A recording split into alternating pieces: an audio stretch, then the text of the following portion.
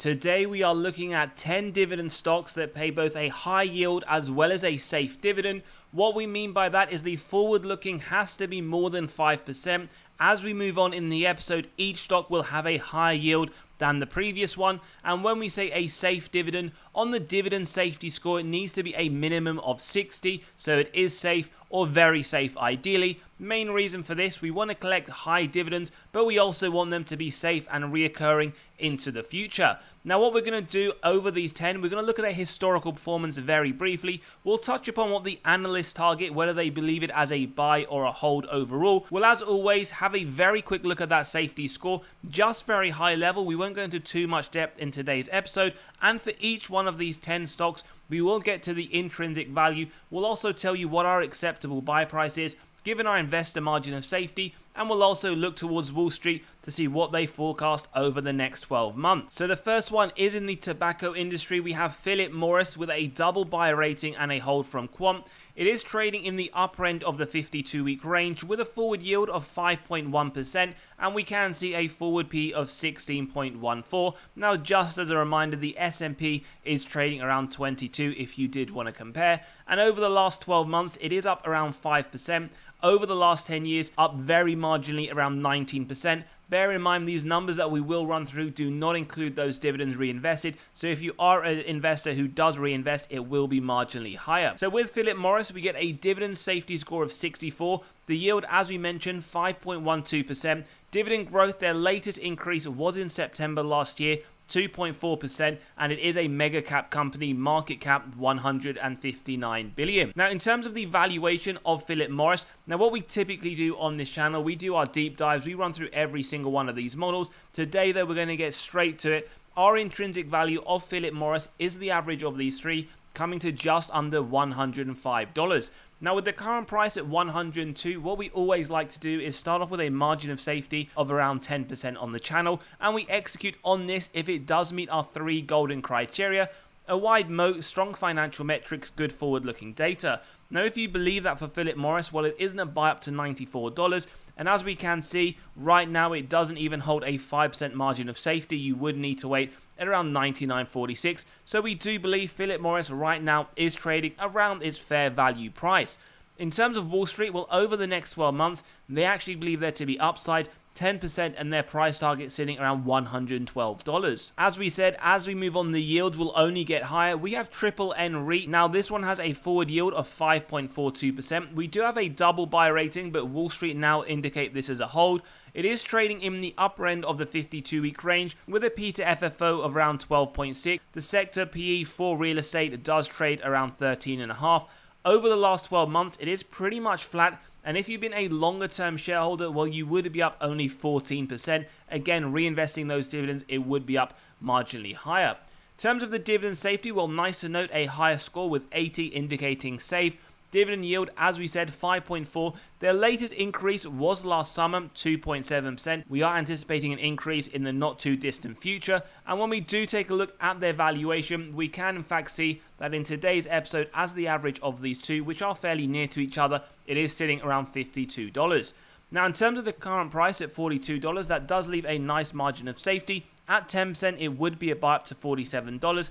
At 15%, still a buy. And at 20%, it is pretty much right there, so you are looking at a 20% margin of safety based on our estimates and judgments of Triple N REIT. In terms of Wall Street, well, they see around $45 price target. They do see upside, but less at 8% and lower than the intrinsic value we have calculated. We then move on to Dominion Energy. As we can see here, a yield of 5.42%. We only get one buy rating from Seeking Alpha, a double hold from the other two analysts, trading in the mid to upper end of the 52-week range, and a forward PE just under 18. Over the last 12 months, well, it is down around 6%.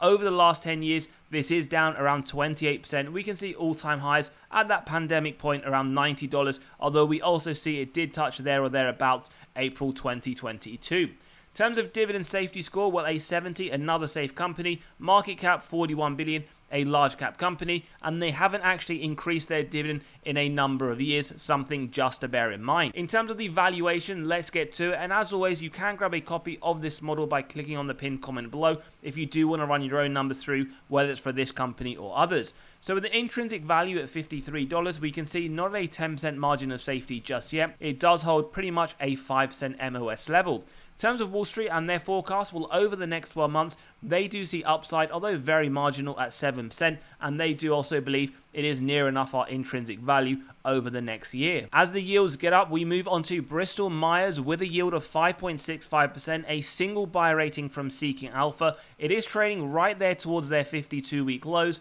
Over the last year, this one has been hammered down 36%. When we do look at this over the last 10 years, we can see down 14% and has come down sharply from their all-time highs 2 years ago at around $81. Right now, the share price is pretty much half of that. However, we do see a dividend safety score showing safe with a score of 70, and their dividend increase just in December, 5.3%. Always nice to note when it does sit above that inflationary level.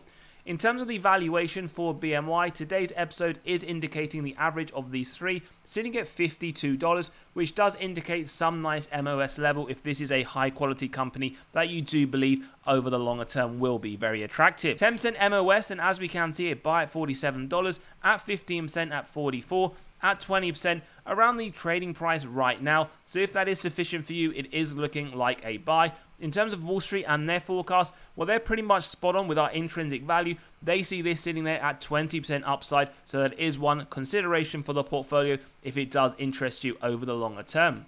We then move on to Main Street Capital. Now, this is one that does pay the dividend essentially every month. You get a strong buy rating from Quant, a double hold from the other two analysts, trading at the upper end of the 52-week range, with the yield now nearly entering that 6% territory at 5.91, forward P around 12.2.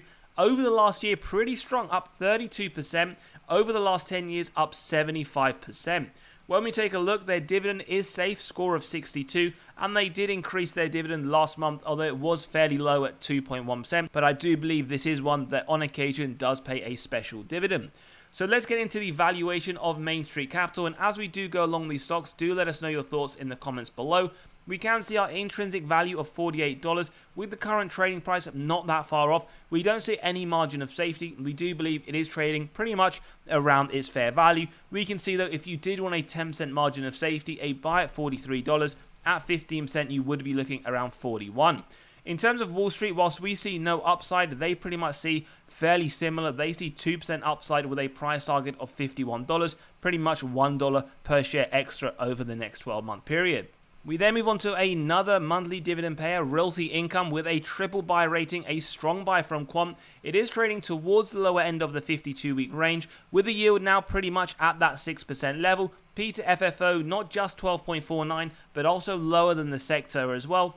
Over the last 12 months, well, down 13%. We have done a deeper dive on this, so do check that out if it interests you. And we can see up 21% over the last 10 years. Pandemic highs of $80 have not been reached since that point. We do note another safe score of 80, dividend growth 3%, so slightly below that inflationary rate that we do like to see here on this channel. And when we do look at the valuation of this monthly paying, which is a very popular one in the community, we do see it arrive at just over $63. So a 10% margin of safety, a buy up to $57, at 15% up to $54, and in terms of looking at a 20%, it isn't quite there yet. So right now it does sit somewhere between 15 to 20%. In terms of Wall Street, while they also believe this is a buy, they have an upside range of 17%. Their price target $61, marginally lower than the intrinsic value we have calculated. Also, just to let you know that we have released our latest free weekly article. If you want to see 10 undervalued stocks with some phenomenal balance sheets, do click on that pinned comment below. You can read that article as well as others, all completely free, and you do get instant access straight away. Next one we're looking at is Pfizer. As we can see, a double buy rating with a hold from Quant. Now we're in the 6% region with 6.13 on the yield. Forward P just under 12, trading at its 52-week lows or thereabouts.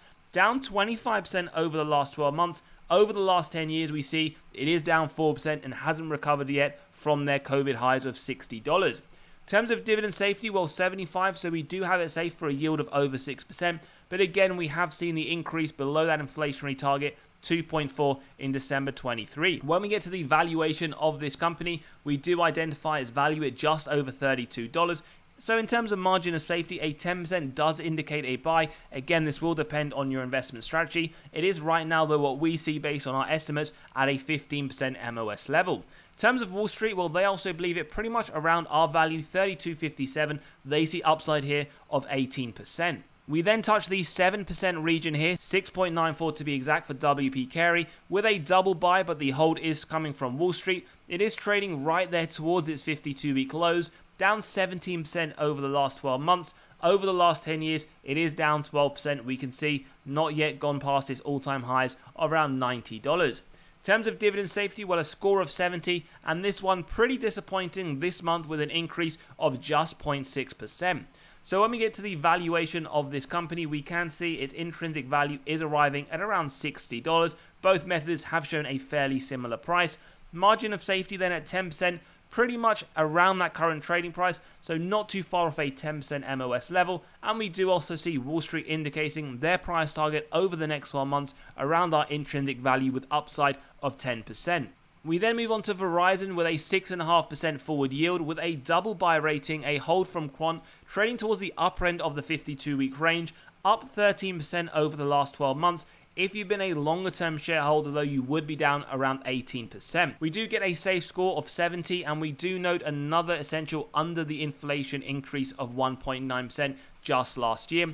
And when we take a look at this value, it is one that we have covered not too long ago in some detail. We do see it at just under $45. And in terms of the current price at just under 41, you do see right now you are getting around a 10% margin of safety. But again, it will depend on whether or not that is sufficient for these companies. In terms of Wall Street, well, they see 11% upside. Their price target does sit at $45. We then move on to the last one, which is 7.52% on a trailing 12-month basis. That is ENB Enbridge with another double buy rating, a hold from Quant. It is trading in the midpoint of the 52-week range with a forward P of 16.5, down 4% over the last 12 months.